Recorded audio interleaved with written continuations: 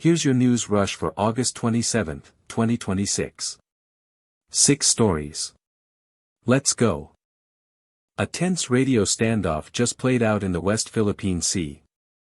A Chinese Navy warship, identified over radio as Vessel 536, ordered a Philippine Navy ship to leave Sabina Shoal during a 5-day multinational maritime exercise involving the Philippines, Australia, and the United States. The Philippine vessel pushed back, invoking the United Nations Convention on the Law of the Sea and calling the Chinese statements and actions illegal. It's not an isolated incident. Just days earlier, the BRP Diego Silang faced multiple Chinese Navy and Coast Guard vessels near Escudero Shoal. But Manila says it has no plans to back down from asserting its rights in the area. Bagong pag-asa mula sa Senado tungkol sa haba ng Duterte impeachment trial. Sinabi ni Senate Impeachment Court Presiding Officer Francis Escudero na optimistiko siyang matatapos ang paglilitis kay Sara Duterte bago matapos ang taong ito. Nangyari ito habang babalik sa witness stand si Lemuel Ortonio, Assistant Secretary, para sa cross-examination tungkol sa umano'y maling paggamit ng confidential funds.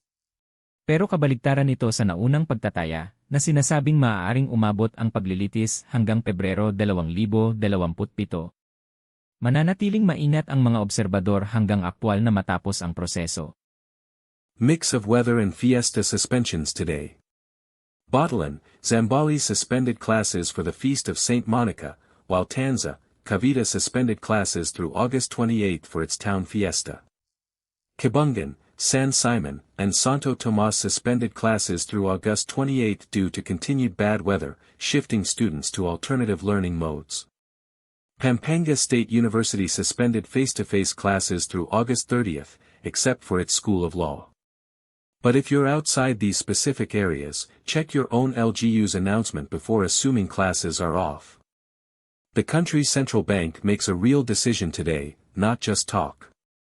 The Bangko Sentral ng Pilipinas Monetary Board meets today to decide on interest rates, after inflation averaged 5% over the first 7 months of 2026, well above the government's 3% target.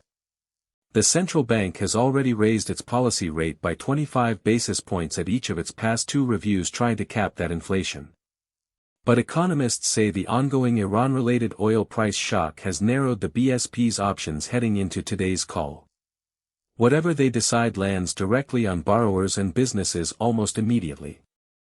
There's a familiar pattern in the latest flu numbers, good news overall, but a recent wrinkle.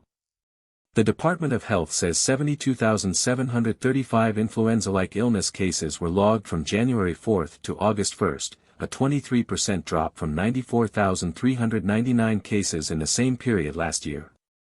But despite that yearly decline, the agency logged 4,466 cases in just the most recent 3 to 4 weeks, a real short-term uptick.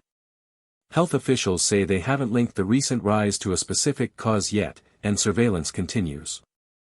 A perfect season for one of Philippine women's football's biggest clubs. Kaya FC-Iloilo completed a flawless 7-game sweep of the 2026 PFF Women's League, capturing its 3rd straight championship.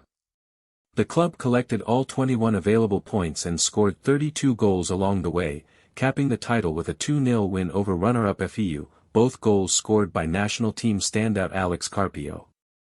But the celebration won't last long. Kaya now turns its attention almost immediately to the AFC Women's Champions League, a much tougher continental stage. Congratulations to the 3-peat champions. That's your news rush for today. Subscribe so you never miss a day.